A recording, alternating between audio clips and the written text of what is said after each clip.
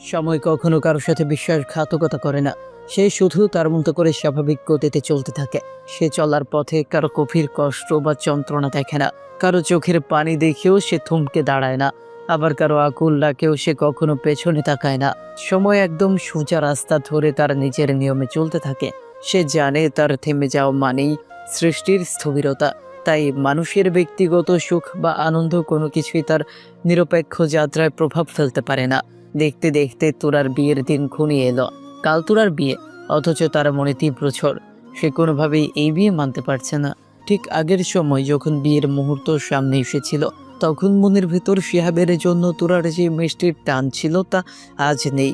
যে লজ্জা নামক অনুভূতিটা ছিল তা যেন কোথাও হারিয়ে গেছে। আজ মনে কেমন জানি ফেটে যাওয়ার মতো এক অনুভূতি, কাউকে হারানোর অনুভূতি। আর সেই মানুষটা আর কেউ না, স্বয়ং আব্রাহাম রৌদ্র খান। এই সময় এসে তোরার মন যেন চূড়ান্ত সত্যের সামনে এসে দাঁড়িয়েছে। তবে কি তোরা সত্যি রৌদ্রকে ভালোবেসে ফেলল? যে সম্পর্ককে সে জোর করে ভাইয়ের নামে আড়াল করতে চেয়েছিল, আজ সেই ভালোবাসাই কি তার অনিবার্য নিয়তির সামনে এসে দাঁড়িয়েছে? জানতে হলে তাহলে গল্পটি মনোযোগ সহকারে পড়ুন। আর সে আর আরফা আনন্দে ঝলমল করছে, কারণ আজকে বিয়ের জন্য শপিং করতে যাবে। শুধু তাই নয়, খান বাড়ির সকলেই যাবে। উৎসবের এক হালকা আমেজ যেন সকাল থেকেই বাড়িটাকে ছুঁয়ে যাচ্ছে। আর সে আর আরফা খুব চেষ্টা করেছিল তোরার মনের ভেতরের ঝড়ের কথা জানতে, কিন্তু তোরা কোনো কিছুই স্বীকার করেনি। তার মুখ ছিল যেন পাথরের মতো কঠিন। তাই আর সে আর আরফা আর জোর করেনি, ছেড়ে দিয়েছে তোরার মতো। তবে খানবাড়ির সকলেই ভেতরে ভেতরে চিন্তায় আছেন, কারণ তোরার মুখে এখন হাসি দেখাই যায় না। সে কথা কম বলে, সব সময় চুপচাপ রুমে বসে থাকে। বিষয়টাই সবার কাছে চিন্তার ব্যাপার হয়ে দাঁড়িয়েছে। আবার অনেকে অন্য কিছু ভেবে সেই চিন্তা কাটিয়ে দিয়েছে। হয়তো বিয়ের পর আপন মানুষ ছেড়ে চলে যেতে হবে, তাই হয়তো মন খারাপ থাকে। কিন্তু তারা তো আর জানে না এই বিষণ্ণতা ছেড়ে যাওয়ার জন্য নয়, বরং কাউকে ফিরে পাওয়ার অসম্ভব আকাঙ্ক্ষা থেকে জন্ম নিয়েছে। আর সে রেডি হয়ে খটখট শব্দে তোরার রুমে এলো। ঘরে এসে দেখে তোরা নেই। সে ব্যালকনির দিকে এগিয়ে গেল। দেখলো তোরা চুপচাপ ব্যালকনির গ্রিল ধরে দাঁড়িয়ে আছে। তার দৃষ্টি বহুদূর শূন্য স্থির। বাইরে আজকের সুন্দর দিনটিও যেন তার মনে কোনো ছাপ ফেলতে পারেনি। আর সে তোরাকে দাঁড়িয়ে থাকতে দেখে উদ্বেগ স্বরে বলল, কিরে তোরা, তুই এখনো রেডি হসনি? যাবি না নাকি? সবাই তো গাড়িতে ওঠার জন্য তৈরি। কারো ডাকে তোরা চমকে উঠল। তার চিন্তার জগৎ ভেঙে গেল। তাকিয়ে দেখে আর সে তোরা ক্ষীণ ক্লান্ত ও প্রায় ফিসফিস করে বলল, যেন মিথ্যা বলছে, ওই না আসলে আপু, আমার শরীরটা খারাপ লাগছে। তোমরা যাও, তোমাদের পছন্দ মতো যা কিনবে তাই চলবে আমার। তোরার চোখে মুখে স্পষ্টতই আগ্রহের অভাব। এই কথাগুলো শোনার পর অর্চির সন্দেহ আরো জোরে আঘাত হানল। এত বড় শপিং, এত আনন্দ, অথচ তোরা বলছে শরীর খারাপ। সে বুঝতে পারল তোরার সমস্যা শুধু শারীরিক নয়। আরশির মনে উদ্বেগ ও সন্দেহ এবার আরো বেশি পরিণত হলো। আরশির বিস্ময় কণ্ঠে স্পষ্ট অবিশ্বাস নিয়ে বলল, কি বলছিস তুই? তোর বিয়ের শপিং তুই যাবি না? সেটা কিভাবে হয়? আর তাছাড়াও শিহাব ভাই আসবে, সেবার তো দেখা করলি না। আজ শিহাব ভাইয়ের পছন্দ মতো তোর সবকিছু কিনে দিবে। আরশির কথাগুলো তোরার কানের কাছে যেন তীব্র শোরগোল সৃষ্টি করছে। শিহাবের উপস্থিতি, শিহাবের পছন্দ, এই শব্দগুলোই তার ভেতরের যন্ত্রণা বাড়িয়ে দিচ্ছে। সে স্পষ্ট বুঝতে পারছে আরশি কিছুতেই তার অজুহাত মানবে না। তোরার মন দ্বিধা আর চাপে অস্থির। সে আরশির প্রশ্নের জবাবে মুখ খোলার জন্য কিছু বলতে যাবে, ঠিক সেই মুহূর্তেই রওশনী খান এসে হাজির হলেন। তিনি অবাক হয়ে দৃশ্যটা দেখে কৌতূহল নিয়ে বললেন, শিখে তোরা, তুই দাঁড়িয়ে যে যাবি না? রৌশনী খানের এই কথায় আরশি যেন সুযোগ পেয়ে গেল।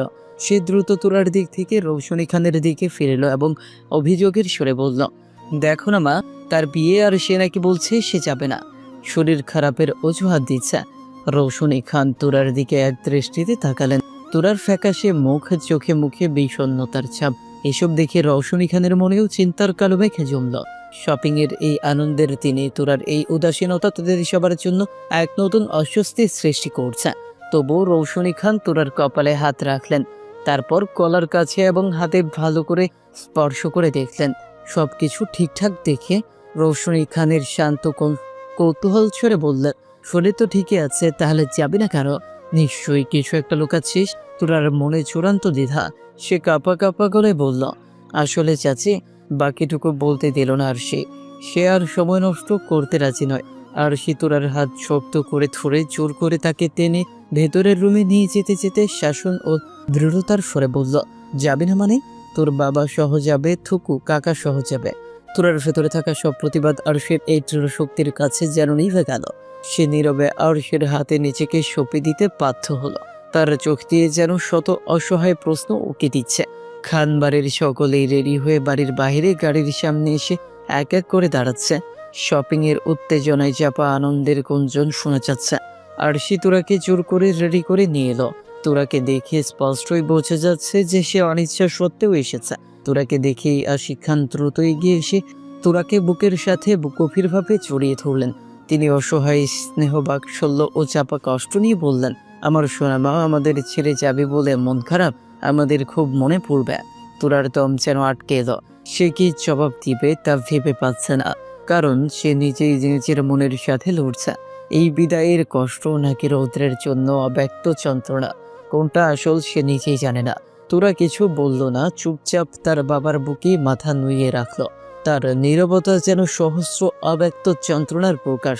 পাশ থেকে আনোয়ার খান এসে তোরার মাথায় স্নেহ ভরে হাত বুলিয়ে দিলেন। তিনি কর্তৃত্বের মিশ্রণ, সান্ত্বনা ও অভিজ্ঞতা সুরে বললেন, মন খারাপ করিস না মা, মেয়েদের একদিন পরের বাড়ি যেতেই হয়। তুই চিন্তা করিস না, শিহাব বাবা তোকে অনেক সুখে রাখবে। যা হয়েছে সব ভুলে নতুন করে জীবন শুরু কর, সব ঠিক হয়ে যাবে মা। আনোয়ার খানের কথাগুলো যেন তোরার জোর করে বেঁধে দেওয়া নিয়তিকে আরও একবার নিশ্চিত করলো। তার মনে হলো কেউ তার আসল কষ্টটা বুঝতে পারছে না। তোরা দীর্ঘশ্বাস ফেলল। সে অনুভব করলো পরিবারের কেউ তার ভেতরের আসল যন্ত্রণা বুঝবে কি করে। সবাই তো ধরে নিয়েছে সে রৌদ্রকে ভাই হিসেবেই দেখে। সেই চিরাচরিত পারিবারিক সম্পর্কের বাইরে যে অন্য কোনো গভীর অনুভূতি থাকতে পারে তা কেউ কল্পনাও করতে পারেনি। অথচ আজ তোরার মনের সত্যতা ভিন্ন। আজ তোরা কেন জানি রৌদ্রকে ভাই বলতেও তার গলা কাঁপছে। শব্দটি উচ্চারণ করার আগেই তার ভেতরে থাকা অজানা প্রবল স্রোত যেন বাধা দিচ্ছে। তোরা সবার উদ্দেশ্য কৃত্রিম হাসি দিয়ে সোজা হয়ে দাঁড়ালো। ঠিক তখনই আয়ান দ্রুত তোরার সামনে এলো। আয়ান চঞ্চলতা দুষ্টুমি করে সে তোরাটা গালটা ধীরে টেনে দিল এবং মাথায় একটা হালকা গাঁটটি মেরে দিয়ে উচ্ছ্বসিত কণ্ঠে ছড়ার মতো করে বলল, বধূ বেশি কন্যা যখন এলো রে, যেন খুশির বন্যা বয়ে গেল রে। আয়ানের এই সরল আর দুষ্টুমি ভরা কথায় খানবাড়ির সবাই হেসে উঠল। এই হাসির শব্দে তোরার মন সামান্য হলেও বিচলিত হলো। সে কোনো মতে আয়ানের দিকে তাকিয়ে আবারও সামান্য লজ্জা কৃত্রিম হাসি হাসল। এই হাসি তার বিষণ্ণতা ঢাকার শেষ চেষ্টা। সে জানে এই সরলতাটুকু তার জন্য অসহ্য। কারণ আনোয়ার খান সকলের উদ্দেশ্যে তাড়া দিয়ে বললেন, আরে চলো চলো সবাই, আর দেরি না, তোরা তুই আর সে সাথে পেছনের সিটে বসে পড়। শিহাব হয়তো চলে এসেছে। লাল টকটকে একগোছা গোলাপ ফুলের তোড়া হাতে নিয়ে দাঁড়িয়ে আছে শিহাব। তার উদ্দেশ্য তোরাটি তোরাকে দিব। সে অনেকক্ষণ ধরেই শপিং মলের সামনে দাঁড়িয়ে আছে আর বারবার ঘুরে দিচ্ছে কখন তোরা আসবে তাকে দেখবে। তার যেন আর তর সইছে না। অপেক্ষা করার এই প্রতিটা মুহূর্ত তার কাছে দীর্ঘ সময় মনে হচ্ছে। দেখতে দেখতে শিহাবের অপেক্ষার প্রহর যেন শেষ হলো। খানবাড়ির গাড়ি শপিং মলের সামনে এসে দাঁড়ালো। গাড়ি দেখেই শিহাব যেন অস্থির হয়ে উঠল। এক এক করে সবাই গাড়ি থেকে বের হলো। সবার শেষে তোরাও নামলো। তোরাকে দেখেই শিহাবের মনে যেন হাজারো শান্তি নেমে এলো। তার মুখে ফুটলো এক আকাশ পরিমাণ হাসি। সে কখনো ভাবেনি যে সে তোরাকে ফিরে পাবে। সে ভেবেছিল তোরাকে সে হারিয়ে ফেলেছে, কিন্তু না, হারায়নি। আল্লাহ তোরাকে আবার তাকে দিয়েছে। এই আনন্দেই তার চোখ ভরে উঠল। শিহাব দ্রুত এগিয়ে গিয়ে খানবাড়ির সকলের সাথে কৌশল বিনিময় করে সবার সাথে কথা বলল। তার চোখে মুখে উচ্ছ্বাস। কিন্তু অবাক করার বিষয় হচ্ছে তোরা একটিবারের জন্য শিহাবের দিকে তাকায়নি। সে পাথরের মূর্তির মতো দাঁড়িয়ে আছে। আরফা শিহাব এর হাতে গোলাপ ফুলের তোড়া দেখে উত্তেজিত হয়ে উঠল। সে তোরার কাছে এসে তোরাকে কনই দিয়ে আলতো করে ধাক্কা দিয়ে কানে কানে ফিস ফিস চাপা উত্তেজনার স্বরে বলল, ওই দেখ শিহাব ভাইয়া কত সুন্দর গোলাপ ফুল এনেছে। আমি নিশ্চিত ভাইয়া এই ফুল দিয়ে তোকে আজকে নতুনভাবে প্রপোজ করবে। আরফার কথা শুনে তোরা যেন চমকে উঠল। তার বুকের ভেতর আরেক দফা ঝড় বইতে লাগলো। প্রপোজ? এই মুহূর্তে শিহাবের কাছ থেকে এমন কোনো কথা শুনে তার জন্য অসহনীয়। কিন্তু তোরা চোখ তুলে তাকালো না। কোন মুখেই বা সে তাকাবে? কারণ এক সময় শিহাবের জন্য তার মনে যে মিষ্টি অনুভূতিটা ছিল তা যেন আজ এক অদ্ভুত বিষণ্ণতায় পরিণত হয়েছে, যা তোরাকে তাকাতে বাধা দিচ্ছে। কেন জানি তোরা শিহাবের দিকে তাকাতে পারছে না। তাকালেই যেন তার ভেতরের মিথ্যাটা প্রকাশ হয়ে যাবে। শিহাবের সাথে কথা শেষ করে খানবাড়ির সকলে উচ্ছ্বাস নিয়ে এক এক করে মলের ভেতর প্রবেশ করলো। তাদের এই আনন্দময় যাত্রা যেন তোরার যন্ত্রণা আরো বাড়িয়ে দিচ্ছে। শেষে তোরাও আলতো পায়ে হেঁটে ভেতরে যাওয়ার উদ্দেশ্যে পা বাড়ালো। তোরা চাইছে ভিড়ের মধ্যে মিশে যেতে, যাতে শিহাবের মুখোমুখি হতে না হয়। তোরা মাত্র কয়েক পা এগোতেই আচমকা শিহাব তোরার হাত ধরে ফেলল। শিহাবের হাতের সে অপ্রত্যাশিত স্পর্শে তোরা যেন বিদ্যুৎ স্পৃষ্ট হলো। তার সমস্ত শরীর কেঁপে উঠল। তোরা দ্রুত হাত ছাড়িয়ে নিতে চাইল, কিন্তু শিহাবের হাত ছিল শক্ত। তোরা থমকে দাঁড়িয়ে গেল, বাধ্য হয়ে শিহাবের দিকে মুখ ফেরালো। শিহাবের চোখে তখন গভীর অনুরাগ, আর হাতে সেই লাল গোলাপের তোড়া। এই অপ্রত্যাশিত মুহূর্ত তোরার বুকের ধুকপুকানি বহুগুণ বাড়িয়ে দিল।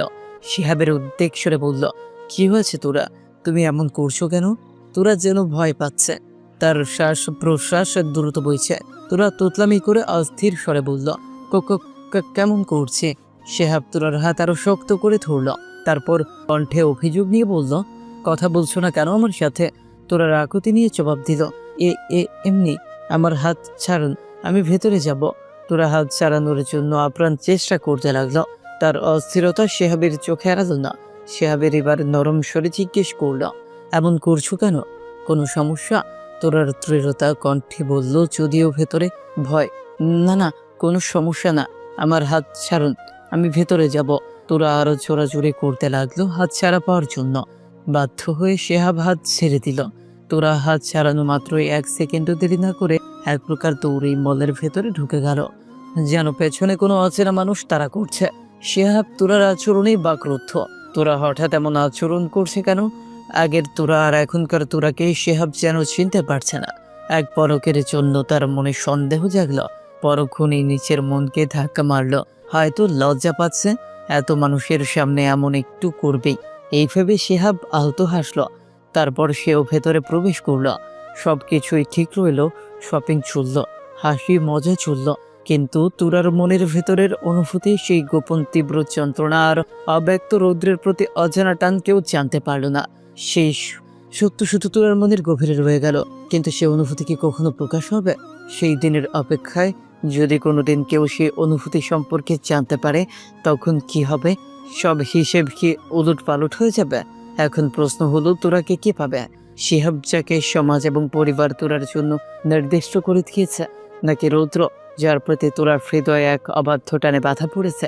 জানতে হলে অবশ্যই আপনারা গল্পটি মনোযোগ সহকারে পড়তে থাকবেন।